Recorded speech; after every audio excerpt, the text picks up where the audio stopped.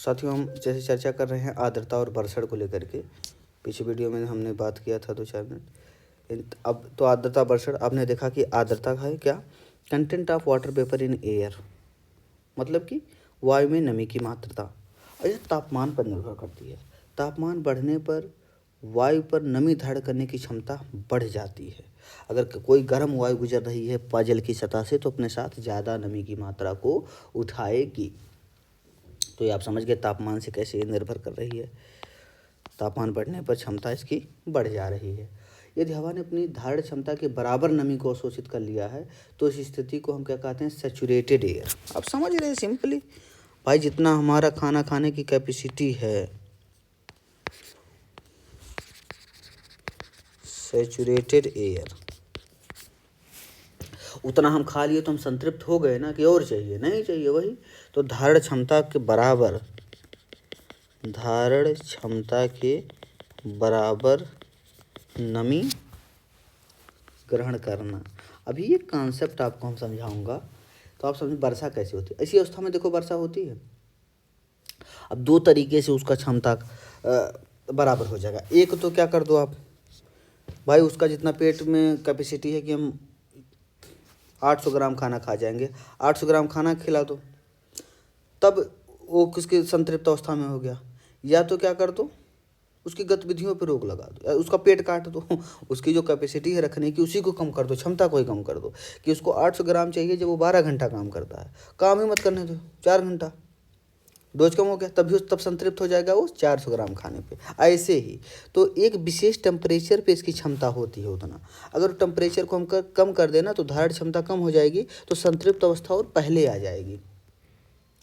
तो संतृप्त अवस्था, तो धारण क्षमता डिपेंड करती है तापमान पे। ये आपको समझ में आएगा। बरसड़ कैसे होता है उसको समझने में बहुत महत्वपूर्ण बात है कि देखो, अभी अगर देखोगे आप अपने मोबाइल में खोलो, हमारे यहाँ कितना आर्द्रता है, इसमें दिखाता है फ़ोन में। ओके, आर्द्रता ये दिखा रहे हैं भाई साहब, वर्षा का चांस से बहुत कम दिखा रहे हैं।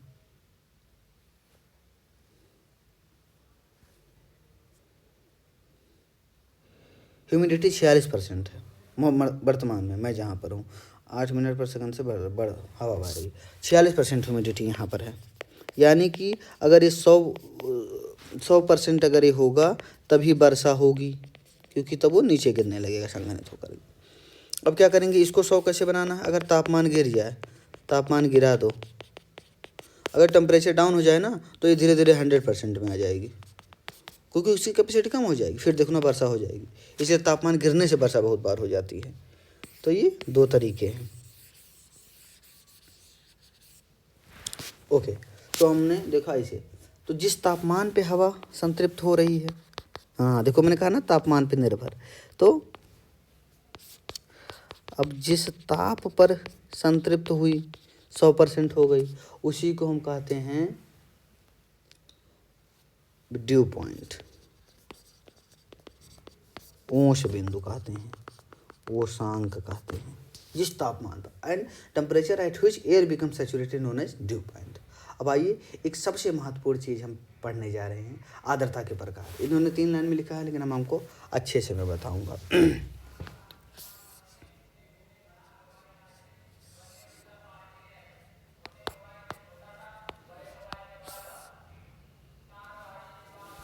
ओके, आर्द्रता के प्रकार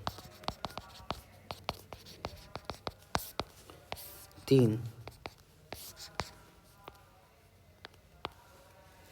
होते हैं। एक होती है एब्सोल्यूट,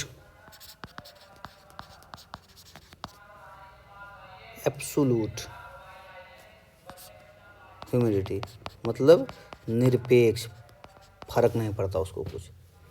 एक होती है सापेक्ष, मतलब रिलेटिव। तो सापेक्ष निरपेक्ष हो गया, किसी के प्रभाव में और बिना किसी प्रभाव के। तो एब्सोल्यूट, रिलेटिव, और एक होती है स्पेसिफिक, मतलब विशिष्ट। तीनों समझना आप अच्छे से। विशिष्ट पहले हम देखते हैं व्हाट इज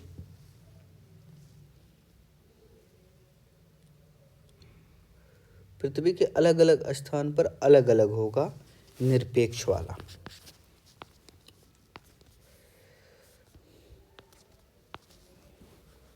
जलवाष्प के भार का वायु के आयतन से संबंध, यानी अब देखो क्या होता है, आर्द्रता हमने पढ़े हैं, क्या नमी हो किसमें, वायु में। तो आर्द्रता का डिफिनेशन याद रखना, नमी बटे वायु, यही है आर्द्रता की डिफिनेशन। तो अगर नमी बटे वायु, वायु को किसमें हम देख लेंगे, अगर वॉल्यूम में देखेंगे तो अगर इसमें नमी बटे वायु का संबंध जब हो, इसमें होता है वेट बाय वॉल्यूम से, मतलब जलवाष्प का भार, इसमें किलो में हमें ग्राम में लिखेंगे, बटे वायु का आयतन। मतलब इसको कैसे लिखेंगे, 1 किलो वायु में नहीं लिखेंगे, 1000 सेंटीमीटर क्यूब वायु में उपस्थित जलवाष्प 1 ग्राम में निकालेंगे की मात्रा। तो ये याद रखना है कि आपको कि एब्सोल्यूट में ये ह्यूमिडिटी में हम देखते हैं weight by volume, W/V। Science वाले तुरंत समझाएंगे, हमको इतना कहना नहीं पड़ता। आर्ट वालों तो वेट बाय वॉल्यूम से देखते हैं, निरपेक्ष आर्द्रता है। इसमें एक पॉइंट ये याद रखना है आपको कि पृथ्वी के अलग अलग जगह पर यह अलग अलग होती है, क्योंकि वहाँ पर धारण करने की क्षमता अलग अलग रहेगी। तो एक तो ये हो गया निरपेक्ष। अब आती है सापेक्ष। सापेक्ष होती है वेट बाय वेट, कि 1 किलो वायु में उपस्थित नमी, ये भी वही ग्राम या किलोग्राम में आप देखो, समझ गए आप, 1000 ग्राम वायु में उपस्थित नमी। तो इसको हम वेट बाय वेट देखते हैं। तो निरपेक्ष को वेट बाय वॉल्यूम देखेंगे 1 लीटर वायु में, और इसको वेट बाय वेट देखेंगे, ग्राम बाय ग्राम में देखेंगे। किसको, सापेक्ष को देखेंगे।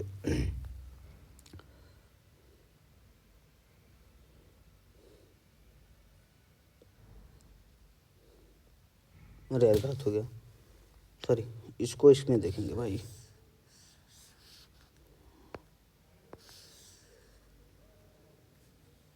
इसको विशिष्ट में देखेंगे, यस, इसको विशिष्ट में देखेंगे। तो एब्सोल्यूट में वेट बाय वॉल्यूम और विशिष्ट में वेट बाय वेट देखेंगे, वेट बाय वेट, कि 1000 ग्राम में वायु की उपस्थित नमी कितनी है। यह है विशिष्ट आर्द्रता, स्पेसिफिक ह्यूमिडिटी। टेम्परेचर का प्रभाव इस पे नहीं पड़ता है,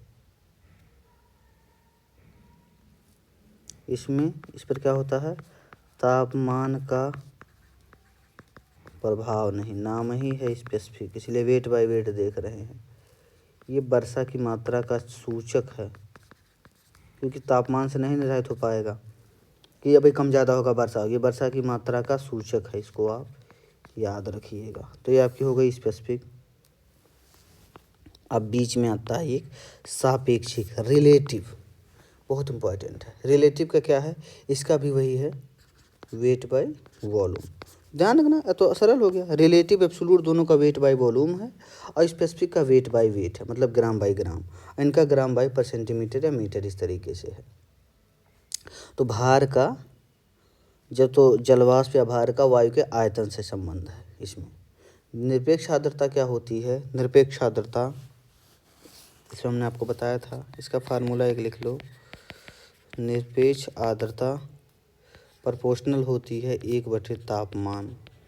इसका मतलब क्या, तापमान बढ़ेगा ये कम होगी निरपेक्ष आर्द्रता। तापमान जितना कम हो रहा होगा, इसका जलवायु महत्व बहुत अधिक नहीं है निरपेक्ष आर्द्रता का, ये है इसका फार्मूला।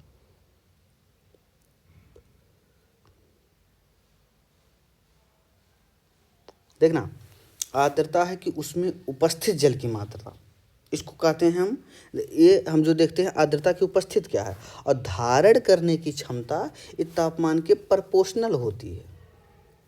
तापमान जितना ज़्यादा होगा उतना ही ज़्यादा नमी वो धारण करने की क्षमता बढ़ेगी, ना कि वह धारण करेगा। ध्यान रखना है, दोनों में बहुत अंतर है। तापमान के साथ में धारण करने की क्षमता बढ़ती है,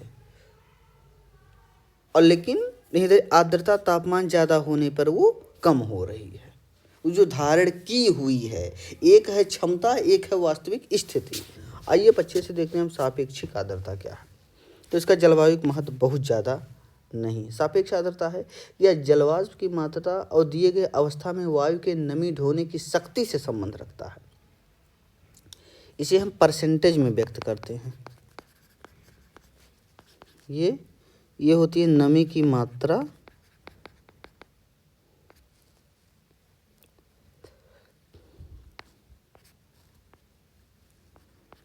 जलवाष्प की मात्रा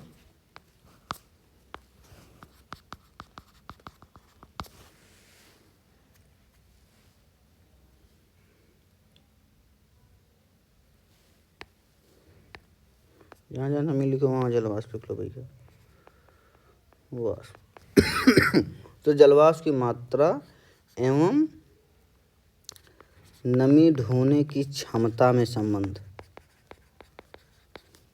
ये है सापेक्षिक आर्द्रता। मतलब क्षमता इनकी है 100 ग्राम की और मौके पे ये लिए हैं 50 ग्राम, तो इसी रिलेशन को, इसी को कहते हैं हम सापेक्षिक आर्द्रता।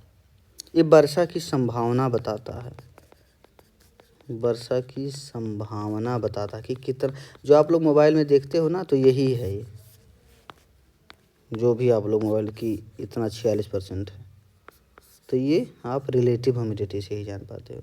और वर्षा की मात्रा स्पेसिफिक बताता है।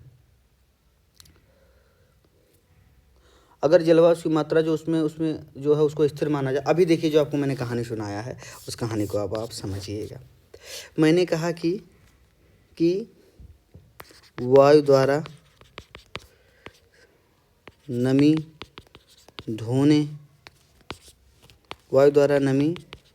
ढोने की शक्ति तापमान से सीधा संबंध रखती है। यानी तापमान जितना ज़्यादा होगा, नमी ढोने की शक्ति उतना ही ज़्यादा होगी।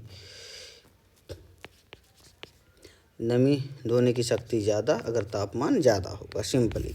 अब देखो, मैंने कहा था कि अगर किसी ने नमी धारण कर लिया है, अब उस कॉन्सेप्ट का यूज इसमें सापेक्षिक आर्द्रता में होगा। अब देखो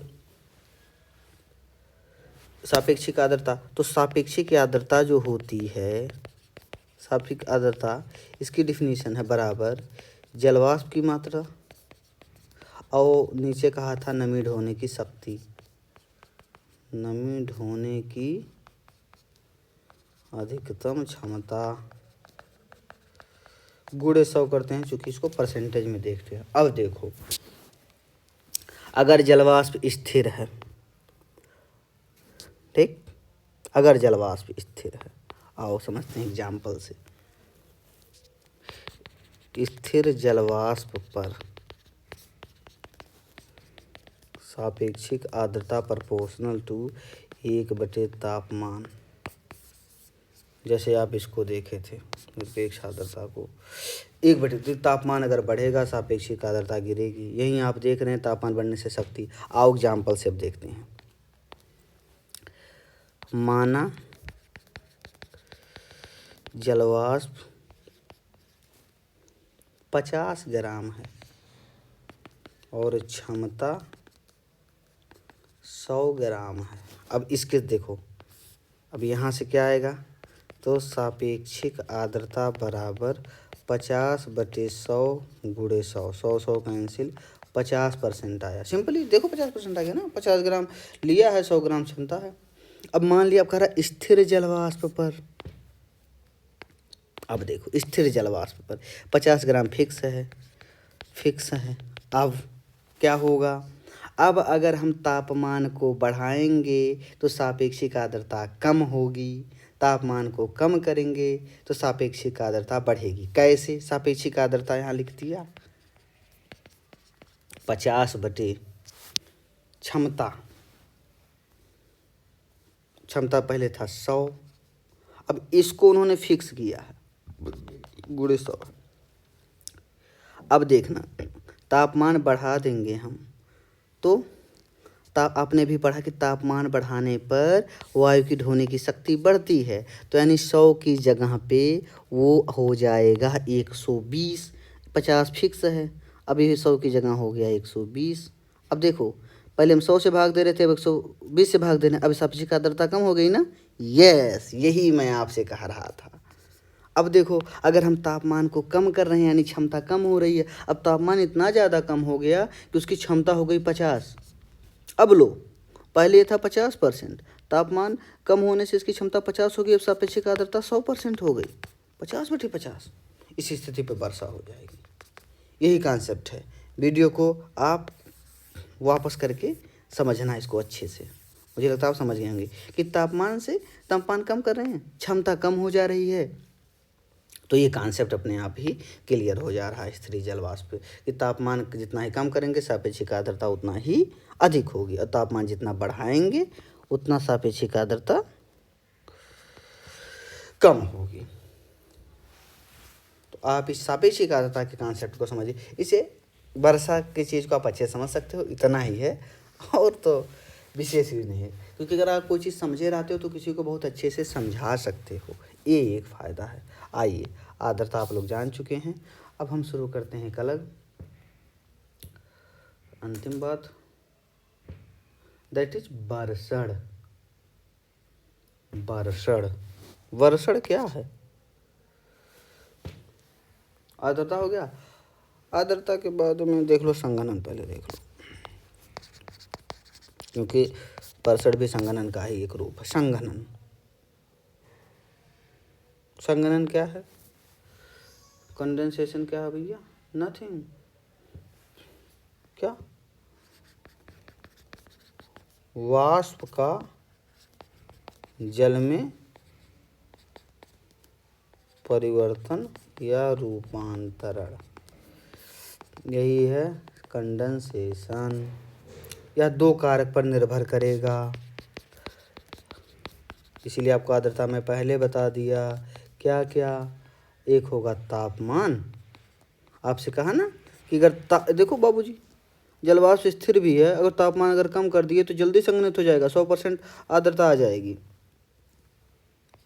और 100% सापेक्षिक आर्द्रता पर चीज़ क्या हो जाती है? संघनित हो जाती है, क्योंकि क्षमता उसकी नहीं है, अब गुरुत्वाकर्षण पृथ्वी का उनको खींच लेगा 100%। अब तो तापमान है, तो तापमान गिर जाए तब 100% सापेक्षिक आर्द्रता हो जाएगी। और दूसरा खुद ही है सापेक्षिक आर्द्रता पे निर्भर कर रहा है, कितना है सापेक्षिक आर्द्रता। अगर 100% है तो संघनित हो जाएगी, और फिर नहीं तो टेम्परेचर डिपेंडेंट होगी। तापमान में गिरावट के कारण वायुमंडल में मौजूद धूल के कणों, जिन्हें हाइड्रोस्कोपिक नाभिक कहा जाता है, के चारों ओर संघनित होता है। तो ये वाष्प किसके ऊपर संघनित होता है? ये बहुत इंपॉर्टेंट है। लोग सोचते हैं वर्षा होती है, उसके अंदर भाई साहब धूल के कण होते हैं। वाष्प किसके ऊपर संघनित होता है? तो ताप कम होने पर धूल के कणों के चारों तरफ, और इन कणों को कहते क्या हैं? इनको कहते हैं जलवायविक नाभिक कहते हैं, शायद जल नाभिक लिख दो, सिंपल जल नाभिक, या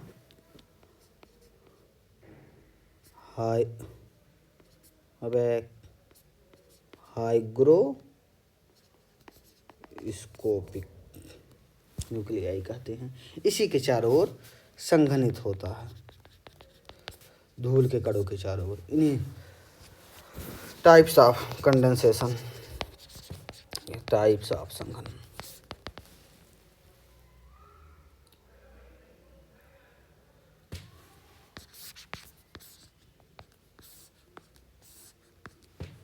ओश, ड्यू माउंटेन, पाला, कोहरा, धुंध।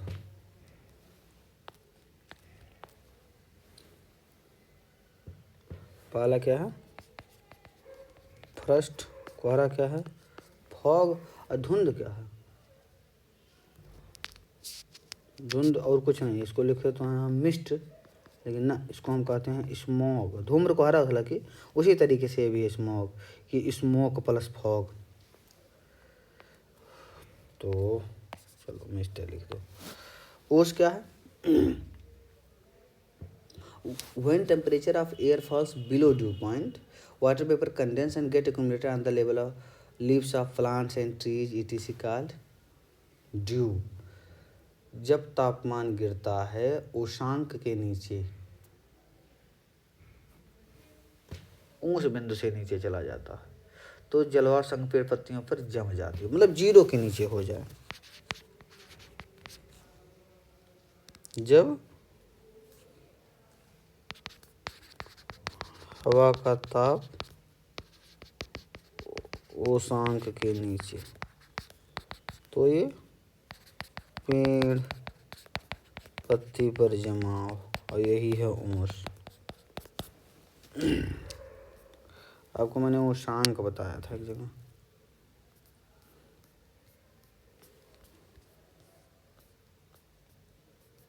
ये देखो उषांक बिंदु, जिस ताप पर संतृप्त हो रहा है, अगर उसके नीचे ताप चला जा रहा है तो तापमान पे डिपेंडेंट है। उषांक हो गया। पाला क्या है?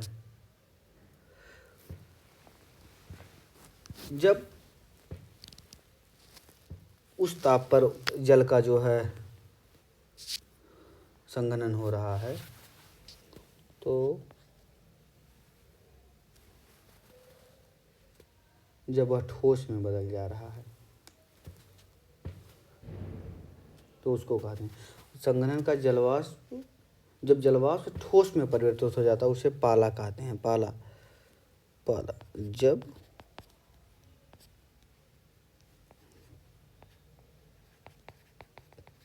जलवाष्प ठोस में परिवर्तित हो जाए, वह ताप जो है, उस तापमान पर जब जल ठोस में परिवर्तित हो जाए तो उसी को काला कहते हैं पाला। फिर आता फॉग, कोहरा। पानी की छोटी छोटी बूंदें जमीन के पास हवा में जो लटक रही हैं वही है कोहरा भैया। और जब दृश्यता कम हो जाए तो उसको कहते हैं धुंध कहते हैं। 1 किलोमीटर से भी कम, 1 से 2 किलोमीटर तक जब दृश्यता हो जाए। कोहरा क्या है? जल की छोटी छोटी संघनित बूंदें, उषांक के नीचे ड्यू बन जा रहा है। पाला ठोस में हो जा रहा है, यानी सीधा गैस से सॉलिड। और ये लिक्विड ही है एक तरीके से, लिक्विड स्टेट, तो गैस से लिक्विड है। आइए, तो उसी में आता है आपका बरसड़, संघनित जलवाष्प का नीचे गिरना ही क्या है? बरसड़।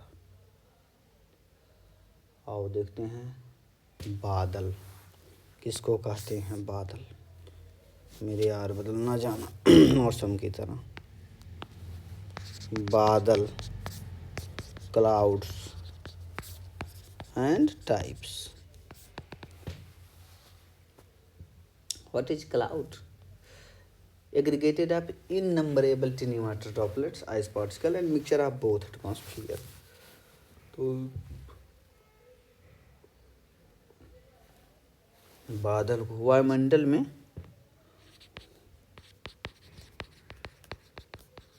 असंख्य छोटी छोटी जल की बूंदें, बर्फ या दोनों का मिश्रण, यही है भैया बादल की डेफिनेशन। जल की बूंदें, बर्फ या दोनों का मिश्रण, यही है बादल। और आपने पढ़ा भी हाइग्रोस्कोपिक नाभिक के चारों ओर पानी के संघनन के कारण बनता है, और सभी प्रकार की वर्षा बादलों से ही होती है।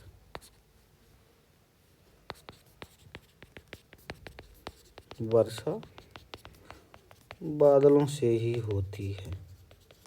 पतझड़, सावन, बसंत, बहार। अब हम देखते हैं बादल का प्रकार। एक ही बार बताऊंगा, आप पूरा जान जाओगे।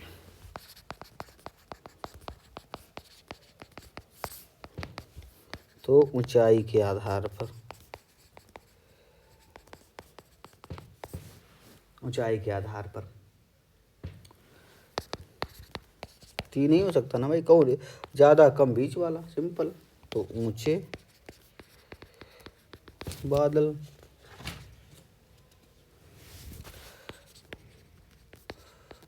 मध्य बादल,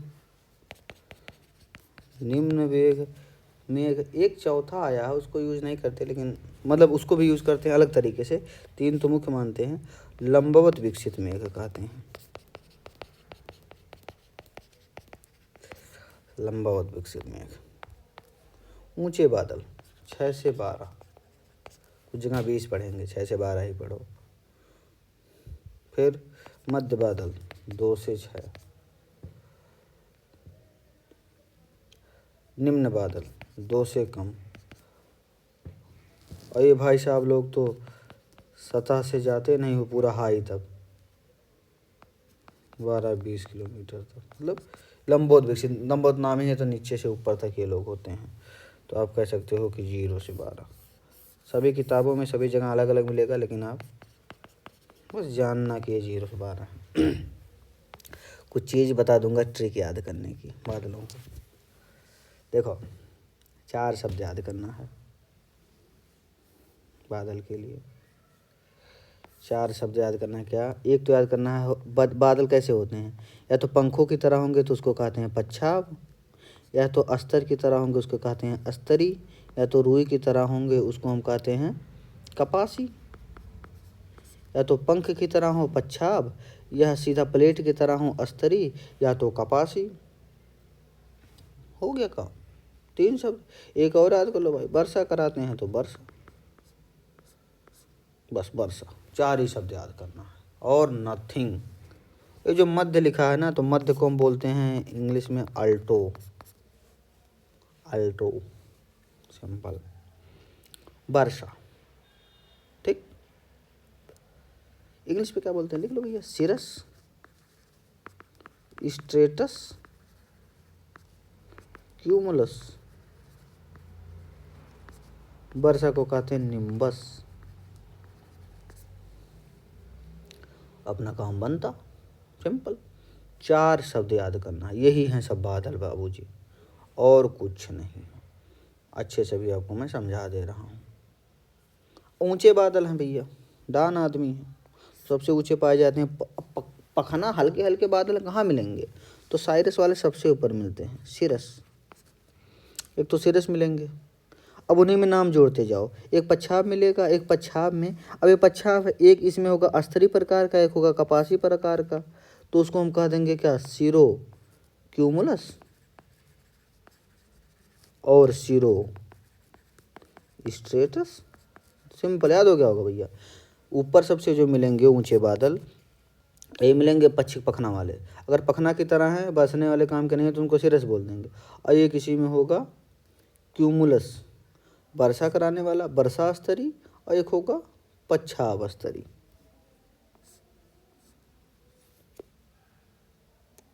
को कपासी स्तरी, कपासी पच्छाव, कपासी पच्छाव स्तरी। वर्षा ये लोग नहीं करा पाएंगे, वर्षा कराने वाले बादल नहीं, केवल दिखने वाले बादल हैं।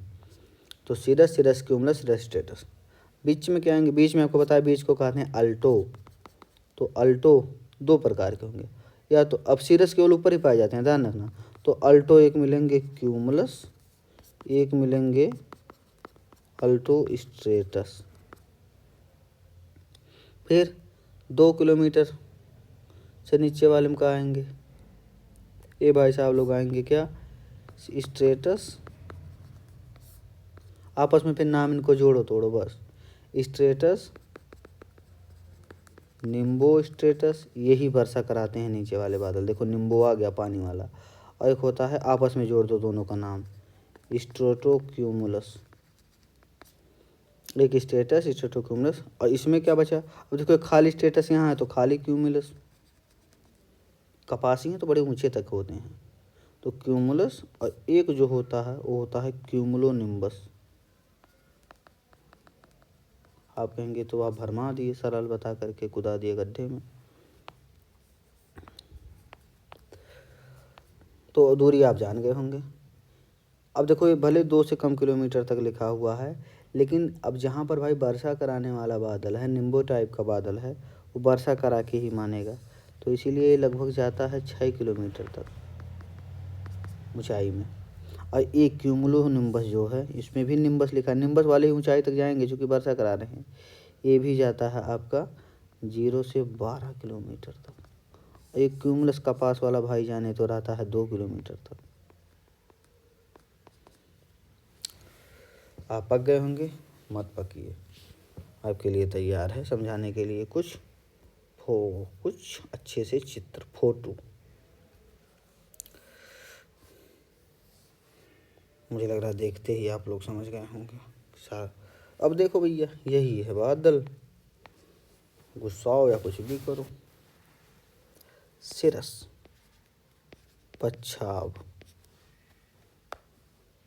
क्यूमुलस, कपासी, स्टेटस, अस्तरी।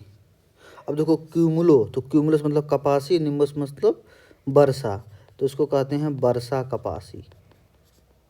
यही देखो मैं लिखा था सबसे नीचे, क्यूमुलो निम्बस।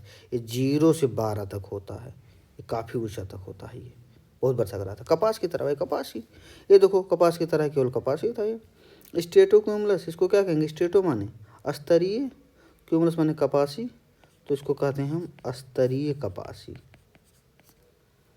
अल्टो मतलब मध्य, मध्य स्तरीय। ये देखो मध्य व कपासी। ये देखो ये वर्षा, निम्बो माने वर्षा स्तरीय, वर्षा स्तरीय इधर है, वर्षा कपासी इधर है। देखो ऊंचे ऊंचे हैं, ये नीचे टाइप में आता है तो 12 किलोमीटर तक है। ये जाएगा 0 से 12, और ये देखो देखने से ही लग रहा है 0 से 6। तो आप अगर देखेंगे ना तो यही है भैया, ये वाली 6 वाली रेखा है, ये 12 वाली है, ऊपर वाली है मतलब।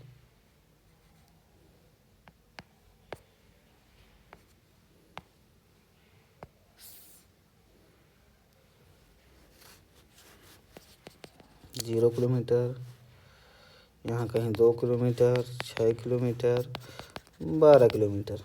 आप देख रहे होंगे 6 से 12 में 3 है, साइरस नाम वाले। सिरो स्टेटस मतलब पच्छाप स्तरीय, सिरो क्यूमुलस मतलब पच्छाप कपासी। देखो 6 से 12 में 3 लोग हैं,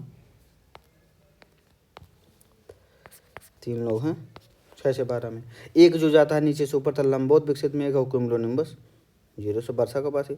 बीच में देखो अल्टो आए थे, मध्य वाले देखो, अल्टो लेके मध्य वाले दोनों बीच में हैं, 2 से 6 में। वर्षा स्तरीय आप देखे थे कि वर्षा लिखा, वर्षा स्तरीय 0 से 6 होता है, तो निम्बो स्टेटस देखो 0 से 6। बस आपको समझना है। और देखो नीचे वाले एकदम क्यूमुलस थे, स्टेटो क्यूमुलस थे, स्टेटस थे। देखो स्टेटस थे, स्टेटो क्यूमुलस थे, क्यूमुलस थे, सब भाई लोग नीचे पड़े हैं, खाली नाम वाले नीचे ही पड़े हैं। कपासी, स्तरीय, स्तरीय कपासी, इन तीनों को तो ऐसे याद कर सकते हो, सबसे नीचे रहेंगे। एक ले लो तुम कपासी, एक ले लो स्तरीय, फिर एक को दोनों को ले लो, ये सबसे नीचे रहेंगे भाई। और क्यूमुलो निम्बस और निम्बो स्टेटस मतलब निम्बो, एक वर्षा स्तरीय और वर्षा कपासी। कपासी रुई की तरह काफ़ी ऊंचाई तक जाएगा, तो उसको सेट कर लेना कि वर्षा के साथ कपासी वाला जो वर्षा वाला होगा 0 से 12 है, और स्तरीय के साथ वर्षा वाला होगा वो 0 से 6, चूँकि स्तरीय चीज़ें कम ऊंचाई की होती हैं। इसीलिए देखोगे जो भीषण गर्जनापात होता है सब यहाँ होता है। क्यों? क्योंकि बादल टकराते हैं तो बहुत ऊर्जा रिलीज करते हैं, भारी मूसलाधार वर्षा होती है, इनके पास में बहुत आर्द्रता भरी हुई है। वहीं इधर ये स्तरीय प्रकार के, ये काफ़ी दिन तक वर्षा करेंगे, लेकिन हल्की वर्षा करेंगे, बड़े क्षेत्र पर वर्षा करेंगे। इन्हीं से आप चीज़ों को समझ पाते हैं अच्छे तरीके से। तो मुझे लगता है कि आप लोग कभी नहीं भूलने वाले हो कि कैसे। नीचे में कपासी स्तरीय वर्षा कपासी, सबसे ज़्यादा वर्षा कपासी, 0 से 6 में निम्बो स्टेटस, और ये पच्छाव वाले तो सबसे ऊपर रहेंगे भाई लोग। तो इन वर्षा को तो आप प्रकार को नहीं भूलने वाले हो कभी भी इस ट्रिक के द्वारा। बस विशेषता मैं कुछ नहीं बताऊंगा, आप खुद जानते हो। अब देख ही रहे हो, रुई की तरह जो कपास की तरह कपासी। ये भाई लोग वर्षा कराएंगे नहीं, वर्षा यही 2 कराएंगे। देखो इन्हीं 2 से वर्षा हो रही है, किसकी इनके नाम में ही वर्षा लिखा है। ये सब हल्के हल्के लोग हैं। अब इसे जान सकते हो कि कितने क्षेत्र को छेकेंगे, क्या करेंगे क्या नहीं, वो सब कोई भी काम का बात नहीं है। बरसड़ आते हैं एक अगले टॉपिक पे। ये तो हमारे थे बादल के प्रकार, उसमें कौन से लोग वर्षा कराएंगे आप लोग जान चुके हो।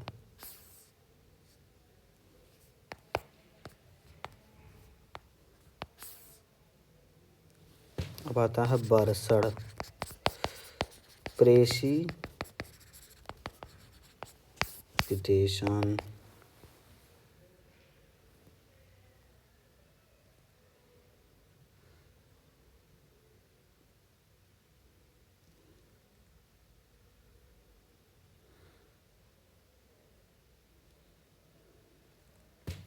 वर्षा वही संघनित होकर जल के नीचे गिरना वर्षा है। वर्षा का वर्गीकरण एक होता है संवहनीय वर्षा। संवहनीय वर्षा मतलब गर्म वायु, गर्म हुई आर्द्रता लेकर के ऊपर उठी फिर बारिश कर दी, संवहनीय वर्षा हो गई। पर्वतीय, पर्वत से टकरा के जो वर्षा हुई वो पर्वतीय वर्षा हो गई, आर्द्रता जा रही थी। और चक्रवाती, चक्रवातों के कारण वर्षा, आप देखे थे कि चक्रवात ऊपर उठ रहे हैं नमी को लेकर के तो वर्षा कराते हैं, तो चक्रवात से कारण जो वर्षा होती है चक्रवाती वर्षा होती है। पर्वतीय वर्षा, पर्वत के दूसरे तरफ क्या होता है जिधर वर्षा नहीं होती है, तो दूसरी तरफ होता है वृष्टि छाया प्रदेश। ये टर्म कुछ याद रखना है, और तो सब आप जान ही रहे हो कि ढलान की तरफ अगर ये पर्वत है और ये बादल है तो इसे जाएगा टकरा करके यहाँ पर, फिर घूम करके यहीं वर्षा कराएगा, यहीं वर्षा कराएगा। तो पर्वत है, ढलान की दिशा में होगी वर्षा, ढलान की दिशा में, यहाँ वर्षा नहीं होगी, इसीलिए इसको वृष्टि छाया प्रदेश कहते हैं। क्यों? क्योंकि वायु है जब ऊपर चढ़ती है ना तो ठंडी हो जाती है, ऊपर चढ़ती वायु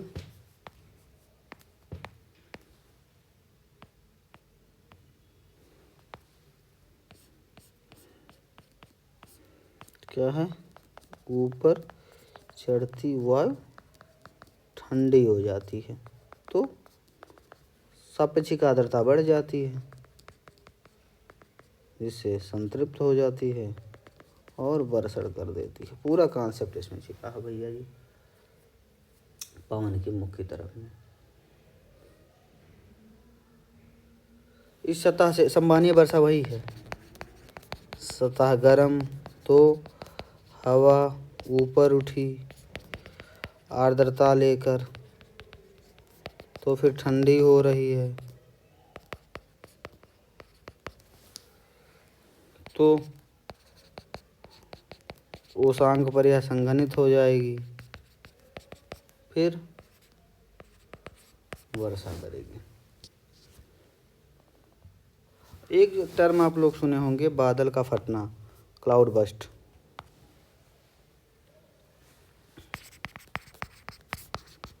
बादल का फटना, क्लाउड बस्ट, ये तीव्र गति की वर्षा है, और क्लाउड बहुत थोड़े समय में तेज वर्षा हो जाए तो तीव्र वर्षा है।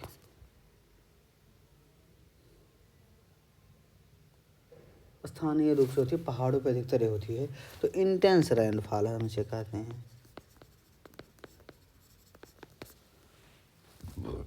कम अवधि में।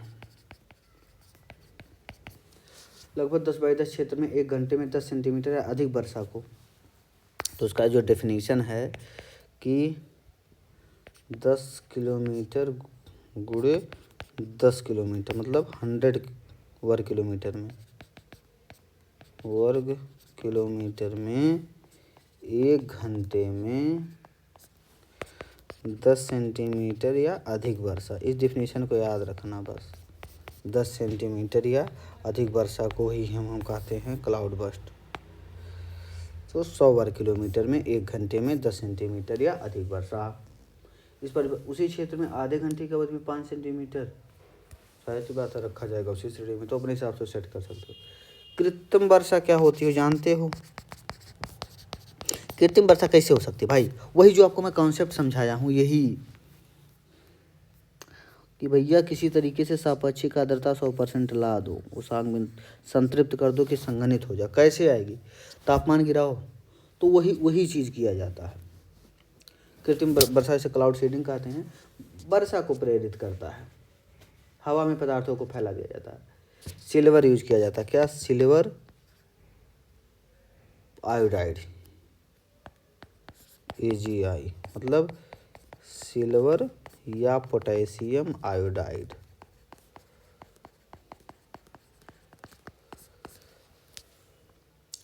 सूखी बर्फ, सूखी बर्फ किसे कहते हैं? ड्राई आइस, यही यार, ठोस CO2। तरल लिक्विड प्रोपेन, प्रोपेन जानते होगे ना, मेथेन, एथेन, प्रोपेन। क्या होता है फार्मूला? CH3 CH2 CH3, ये है प्रोपेन का फार्मूला। मतलब C3H 3 3 6 2 8 C3H8, लिक्विड प्रोपेन डाल देते हैं, इसी से छिड़काव कर देंगे। ये तभी काम करेगा जब पहले से कुछ आर्द्रता हो, तो सब बात जाने भाई। तो यानी पहले से पर्याप्त आर्द्रता वायुमंडल में होना, कितना भी सींचोगे कुछ नहीं होगा, वायुमंडल में होनी चाहिए। साथियों, इसके साथ ही यह लेक्चर कंप्लीट हुआ। इस सीरीज के जो 14-15 अध्याय थे, मैं समझ रहा हूँ कि इतने कम समय में मैं सक्षम हो पाया हूँगा आपको बताने में। जो कुछ ज़रूरत रहेगी कोई कॉन्सेप्ट को लेकर के, तो आप संपर्क कीजिएगा, हम बताएंगे। हमने प्रयास किया है कि कितने जल्दी समय में कितनी व्यवस्थित चीज़ों को बता दिया जाए। तो जैसे वर्षक प्रकार, इन सब चीज़ों को ध्यान रखेंगे तो आगे चल के फ़ायदा आएगा। ज्योग्राफी इतना इंटरेस्टिंग है कि काफ़ी टाइम चाहिए, लेकिन अब 10-15 क्लास में कैसे संभव हो पाएगा। सो आप लोग अच्छे से रिवाइज कीजिए। ऑल द बेस्ट, आप लोग ज़रूर विजय करेंगे। जय हिंद, जय भारत।